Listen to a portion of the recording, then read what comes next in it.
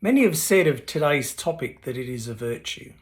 Many have also said, why is it when I pray out or cry out for more, it doesn't seem to be there? Yet the testing proves that it actually is there.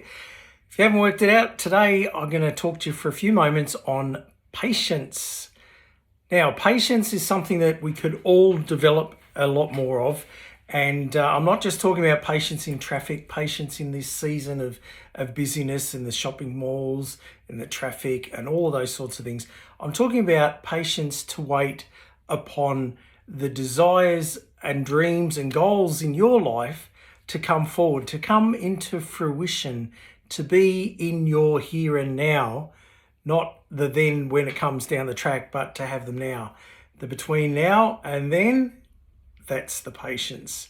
That's something that we all, myself included, need to practice and need to learn a lot more of. It seems to be the most difficult of virtues, if we could refer to it as that today, to cultivate.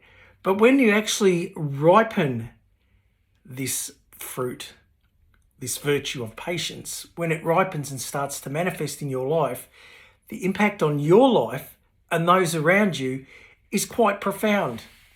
Many people have heard of the story of a man named Joseph. If you have a Bible, Genesis chapter 37 through to 50, we're not going to read that today, but if you have a read through that, you'll read the story of this man whose patience was tested, his faith was tested, his integrity and his character were also tested.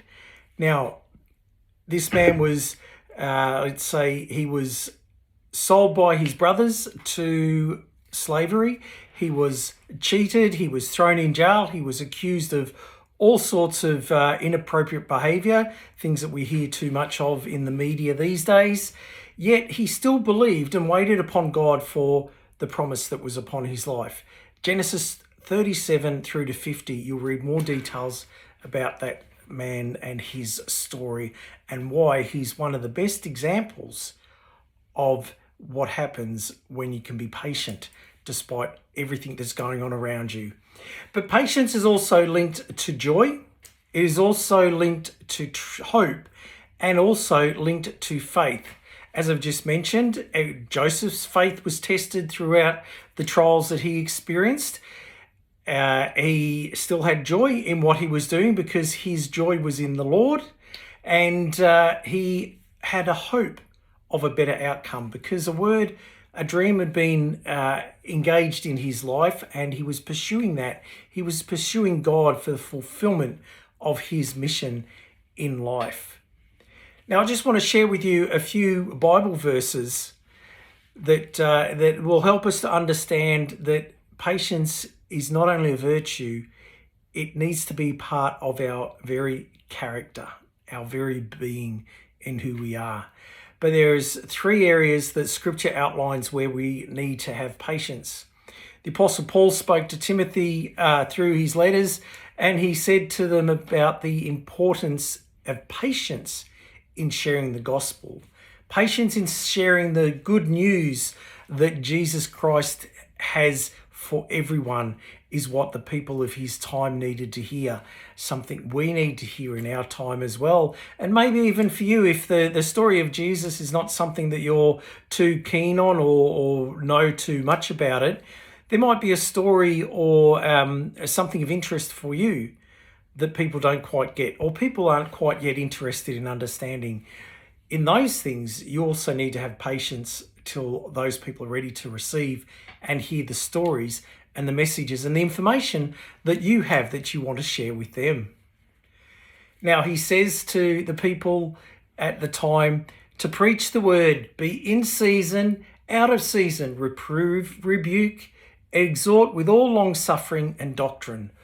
He was saying to these people, there is patience needed when sharing your story, sharing your testimony, sharing your experience with others, because as I said just before, people aren't always attuned or ready or interested to receive the story which you have to share with them.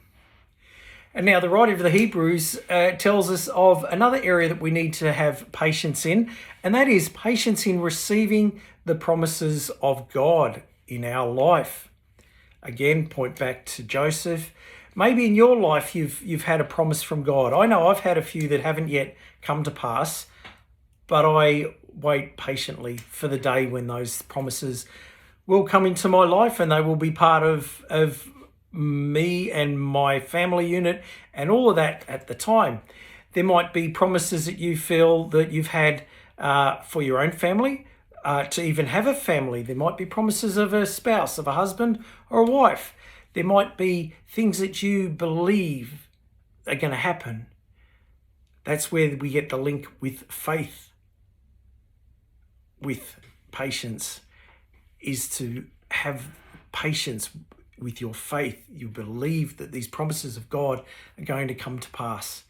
And here's what the writer says there. He says, that ye are not slothful, don't be lazy, but be followers of them who through faith and patience inherited the promises.